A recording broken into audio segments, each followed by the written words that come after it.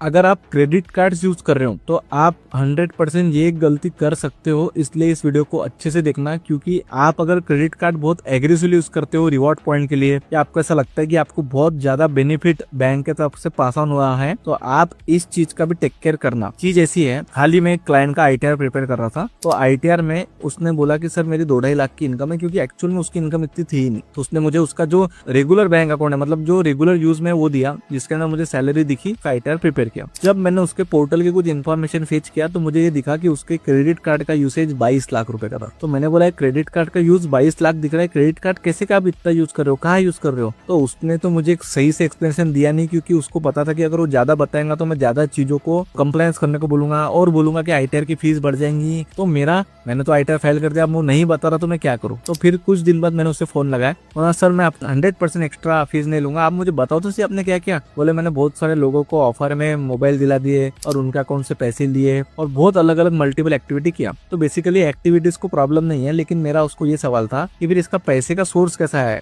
और इसका bank account कौन सा था। तो सर वो बोले दूसरा बैंक अकाउंट था, मैंने आपको दिया नहीं, क्योंकि मेरी जो इनकम है मैं जिसमें कमाता हूँ तो वो तो यही बैंक में कमाता हूँ, जो मैंने आपको दिया था तो वो तो मैंने आपको दे दिया था। बच्चे में जो है वो तो मेरी इनकम है ही नहीं, वो तो जस्ट मैं पार्ट टाइम कर रहा। वहाँ सर पार्ट टाइम कुछ नहीं रहता, आपको उसके अंदर कुछ ना कुछ रिवॉर्ड पॉइंट मिल रहा है, आपके अंदर उसके अंदर कुछ ना कुछ तो ऐसी चीज है जो आपको बेनिफिट दे रही। इस दुनिया में कोई भी व्यक्ति कोई टाइम पास के लिए नहीं करता। तो उसने बोला हाँ सर वैसा तो था, थोड़ा बहुत ही था लेकिन ज्यादा नहीं था। तो मैंने बोला ये पोर्टल में रिपोर्ट हो गई। तो बोले अब सर दिक्कत क्या होगी? मैंने बोला दिक्कत ऐसी होंगी कि फ्यूचर में अगर गवर्नमेंट ने इस चीज का आपको रिपोर्टिंग पूछा तो आपको कंप्लीट आपके बैंक के ट्रांजेक्शन का हर लॉग देना पड़ेगा कि ये चीज कैसी हुई, ये चीज कैसी हुई, ये चीज कैसी हुई, ये चीज कैसी हुई। तो आप उस टाइम पे जस्टिफिकेशन क्या दोगे? अभी तो आप कुछ मेंटेन नहीं कर रहे, हर दिन अलग ट्रांजेक्शन कर रहे, 4 दिन पहले का ट्रांजेक्शन आपको याद नहीं है। तो वो सारा चीजें बताना उनको बहुत भारी जाता है। मैं मानता हूँ कि आपने जेन्युइन ट्रांजेक्शन किया, लेकिन आपको बताना इतना भारी जाएगा कि इसलिए हम लोग बोलते हैं कि एग्रेसिवली चीजों को यूज मत करो, या यूज भी कर रहे हो तो उसका डॉक्यूमेंटेशन ठीक से मेंटेन करो। क्योंकि गवर्नमेंट की अगर आपको नोटिस आ गई तो आपको गवर्नमेंट इतना माइन्यूट लेवल पे डिटेल पूछती है